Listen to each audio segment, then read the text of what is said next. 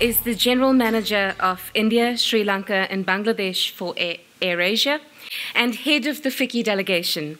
FICCI, of course, is the Federation of Indian Chambers of Commerce and Industry. With over 30 years of experience in airline management, Mr. Suresh Nair has played a key role in starting operations to 12 stations in India for AirAsia. He has also served as Vice President Commercial for the boutique airline Paramount Airways. Today at the summit, he represents the Indian industry from FICCI. Please, ladies and gentlemen, welcome Mr. Suresh Nair.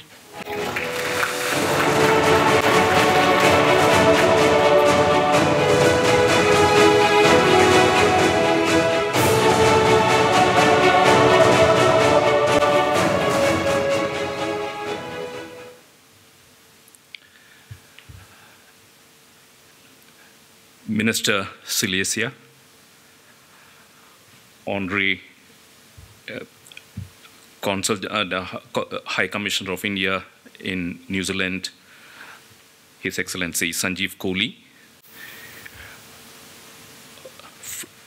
Mr. Fletcher Tabato, Deputy Leader of New Zealand First and Parliamentary Under Secretary, Bhav Dillon, the Honorary Consul General to Auckland and Northland, and Andrew, distinguished ladies and gentlemen. Kia ora, namaste, namaskaram. On the 29th of May, 1953, Edmund Hillary reached the top of Mount Everest.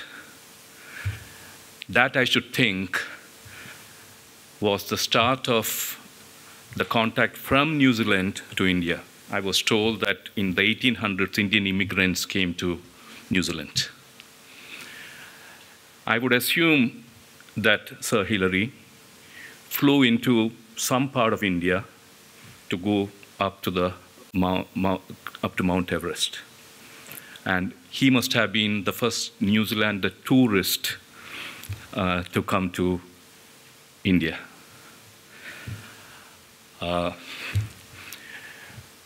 That comes back. That brings us to the kind of relationship that we have had. We have had a lot of Indian immigrants coming and settling in New Zealand and making it home.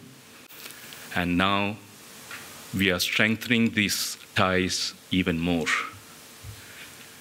Today I am here with the FICCI Indian delegation. And on behalf of FICCI, I would like to thank the India-New Zealand Business Council for inviting the FICCI business delegation to participate in the summit, providing us this opportunity to meet with business and government representatives from New Zealand. India and New Zealand share cordial relations and recognize the need for greater economic engagement in order to expand their business and commercial ties. After Edmund Hillary, today the youngsters would remember Stephen Fleming and Sir Richard Hadley more, I suppose. And cricket undoubtedly remains the first one, the contact between the two countries. However, as business leaders, trade cannot be overlooked.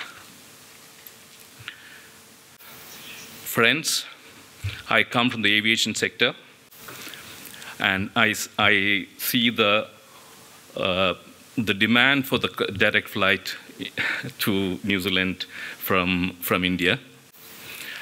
As Andrew said, it involves a lot more than just having the flight. First of all, the flight, we will have to have a very big aircraft to operate the flight, one of the wide-bodied aircraft. And if you have to have loads to fill up that flight, it will take a lot more tourists and business communities to travel between each country. Anyway, having said that, I would just like to mention that AirAsia connects Auckland to 12 cities in India, plus another 4 cities in Kathmandu, Dhaka, Male, and Colombo. And with a one-stop flight over Kuala Lumpur, you can reach Auckland. And I think the MP, Priyanka Radhakrishnan, comes from my part of the world. We fly into Kochi, by the way, and we have a connection via Kuala Lumpur. And we have just started Amritsar, so the MP from Kanwaljit Singh also will be able to fly into Amritsar with the one stop over Kuala Lumpur.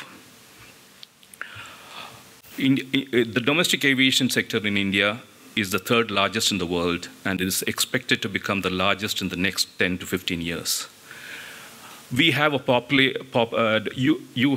New Zealand has a population of 4.5 million, I understand, on a good day.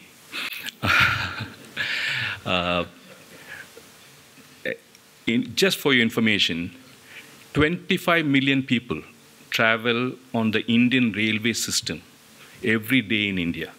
That is the 5 times the population of the whole of New Zealand. That is the market for aviation in India. So you can just imagine. We have right now, the airlines in India have an order book of more than 900 plus aircraft. And in the next 5 to 8 years, we would have these 900 aircraft operating in the country. We have seen exponential increase of 20%, even month on month in the last 10 to 12 years. Coming to tourism,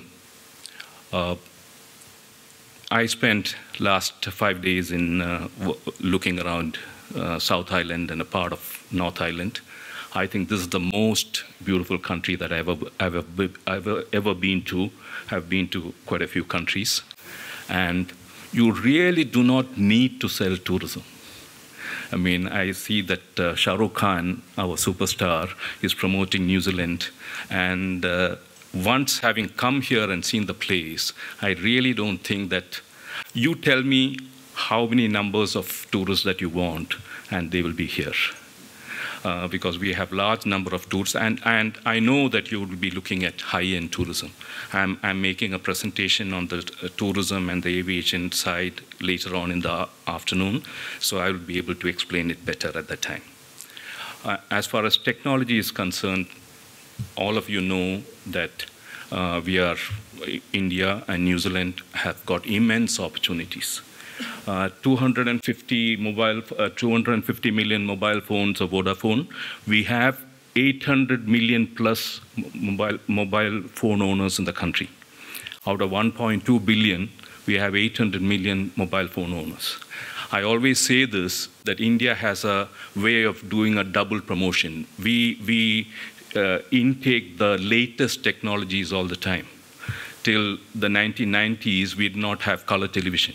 When color television came, we got 200 plus channels. And like this, when the mobile phones came in 96, 97, we did not have a really working landline phone system. But the mobile phones came and took it over, and that is what it happened. As far as tourism is concerned, I mean, it is a lot of pent-up demand in India, which we are seeing. 20 million Indians travel out of the country every year. And with the communities like the 200,000 that we have in New Zealand, you would see that the communication between the two countries can increase exponentially.